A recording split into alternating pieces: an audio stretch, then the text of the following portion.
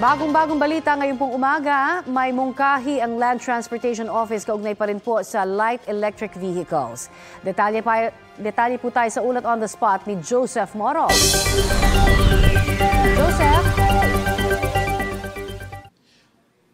Connie, gusto na ng Land Transportation Office o LTO na una iparehistro yung mga light electric vehicles katulad ng mga e-bikes at e-tricycles at bukod dyan, kailangan na rin, gusto ng LTO, na magkalisensya yung mga gagamit niyan. Ito ang inilabas na proposal o mungkahi ng LTO sa mga stakeholders sa isinasagawang public consultation ng LTO sa mga oras na ito.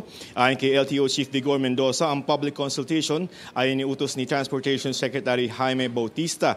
Connie, sa konsultasyon, ayon kay Mendoza, sabi niya, base sa Republic Act 4136 o yung Land Transportation and Traffic Code, lahat ng mga sasakyan na gumagamit ng mga pampublikong daan ay dapat nakarehistro sa LTO at ang mga driver na gumagamit ito ay mayroong driver's license. Sa ngayon kasi, Connie, ay hindi pa required na magparehistro at magkaroon ng mga driver's license yung mga e-bikes at e-tricycles. Kahapon ay inilabas ng Metro Manila Council at MMDA ang resolusyon na nagbabawal sa mga e-bike, e-trike at tricycle na gumamit ng mga national roads simula Abril at may multang 2,500 pesos para rito.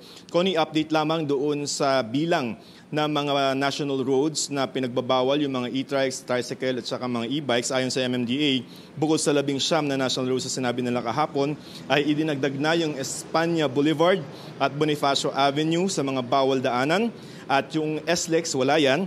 At yan ay sa halip ay Osmeña South Superhighway. Connie, sa mga oras na ito ay patuloy pa rin yung public consultation. Yun namang organisasyon, yung Electric Vehicles Association of the Philippines, ay walang ipinahayag na pagtutol. Ibig sabihin, pabor sila doon sa pagre-require, so mungkahi na pagre-require ng driver's license at rehistro para sa mga light electric vehicles. Connie.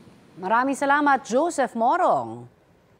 Kapuso, para sa mga maiinit na balita, mag-subscribe sa GMA Integrated News sa YouTube. Sa mga kapuso naman abroad, subaybayan nyo kami sa GMA Pinoy TV at sa www.gmanews.tv.